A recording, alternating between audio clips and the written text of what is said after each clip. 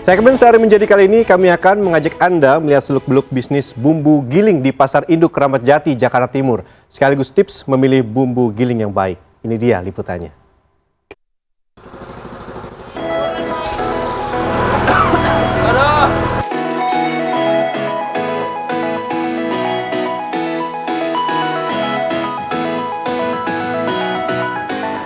Wah, selamat datang di segmen Sehari Menjadi. Ini di tangan saya sudah ada cabai merah dan juga ada bawang sekitar 10 kg yang baru dibeli di Pasar Induk Keramat Jati. Ini akan dijual lagi tapi tidak dalam bentuk eceran, melainkan akan digiling terlebih dahulu karena saya akan hari ini sehari menjadi pedagang bumbu giling. Wah, capek juga ya. Kehadiran aneka bumbu giling atau bumbu jadi membuat urusan masak-memasak jadi lebih mudah dan cepat. Membeli bumbu giling berarti tidak perlu repot menggiling sendiri dan bisa minta diracikan bumbu oleh penjual sesuai selera Anda. Mau gurih atau ekstra pedas? Bisa! Pagi hari sekitar pukul 4, para pedagang bumbu giling di Pasar Keramat Jati sudah sibuk menggiling bumbu. Aduh, Bre. Ini karena capek, kayak nyolok-nyolok ke hidung. Aduh, udah lagi. Satu lagi. Oh, 3 lagi. 1.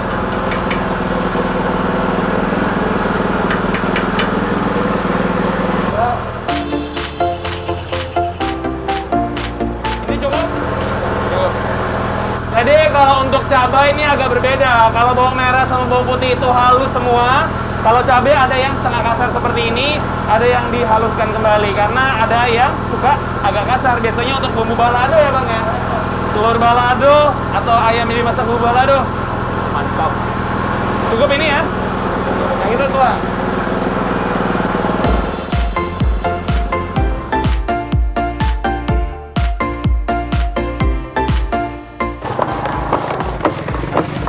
Nah ini nih sebetulnya alat yang saya butuhkan di rumah karena biasanya kan kalau ngupas bawang kan satu girisnya juga susah. Ini kan enak serot bisa puluhan bawang sekali ambil. Dan yang saya suka hasil irisannya itu karena dipakai alat manual, jadi tuh bener-bener kayak lagi motong pakai pisau. Dan mau bikin nasi goreng langsung bisa, mau dibikin tongseng juga bisa.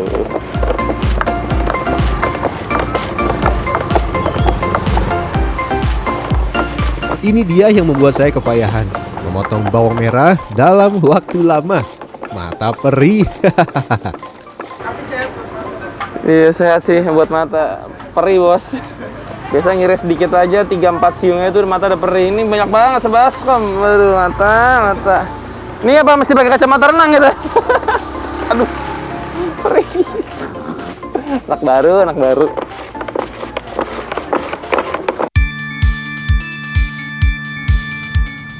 Ada belasan rempah-rempah yang tersedia. Ada laos, jahe, kunyit, serai, kemiri, bawang merah, bawang putih, cabai giling halus, dan cabai giling kasar.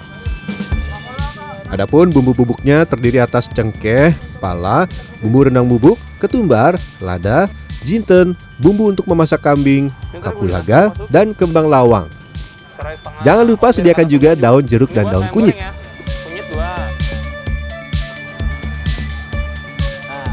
Menurut seorang pedagang, bumbu yang paling sulit dibuat adalah bumbu soto.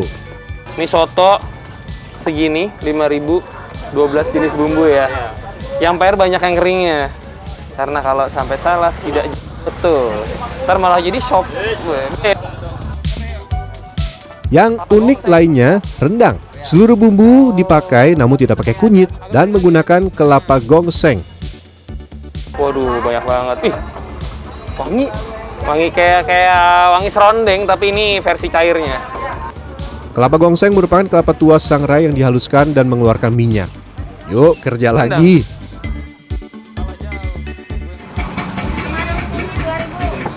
Ada 3 jenis bumbu giling yang populer di kalangan pedagang. 1. Bumbu dasar putih yang dibuat dari campuran bawang merah, bawang putih, kemiri, dan ketumbar.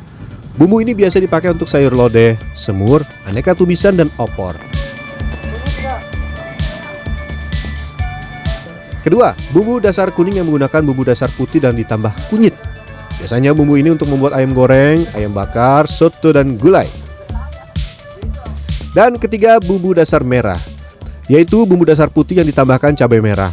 Bumbu ini biasanya digunakan untuk membuat sambal goreng atau nasi goreng. Jadi lapar saya. Kalau rame begini, boro-boro buat belajar.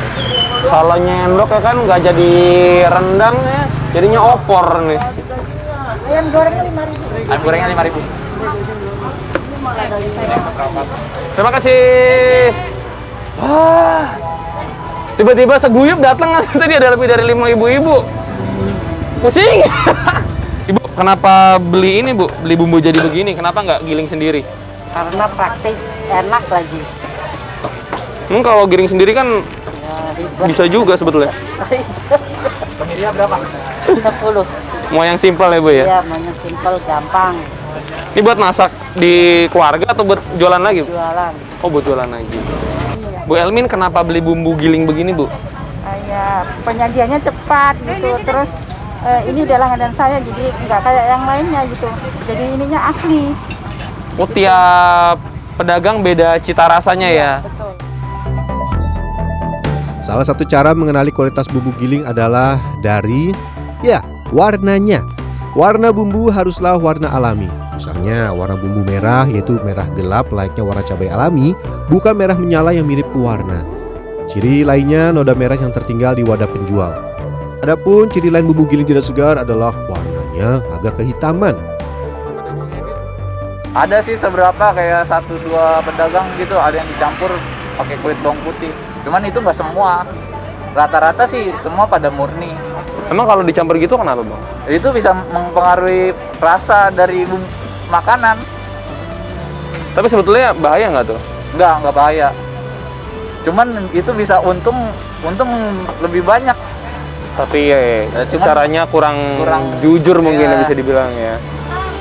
Meski harga bumbu per bungkus sekitar Rp5.000, omset pedagang per hari mencapai jutaan rupiah.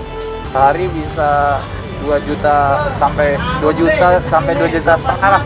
Sehari Iya. 2,5 juta Iya. dari yang 5 ribuan. Iya. Sebagai penutup, Nanda menyarankan untuk menggunakan bumbu giling tidak lama setelah dibeli agar masih dalam kondisi segar. Namun kalau mau menyimpan, bisa langsung disimpan di freezer dan rata-rata akan mampu bertahan hingga 3 bulan atau sekitar seminggu bila Anda menyimpan di lemari pendingin biasa. Bagaimana? Tertarik menjadi pengusaha bumbu giling? Pastikan Anda hafal belasan bumbunya ya. Rian Fernando, Dwi Agung, Jakarta.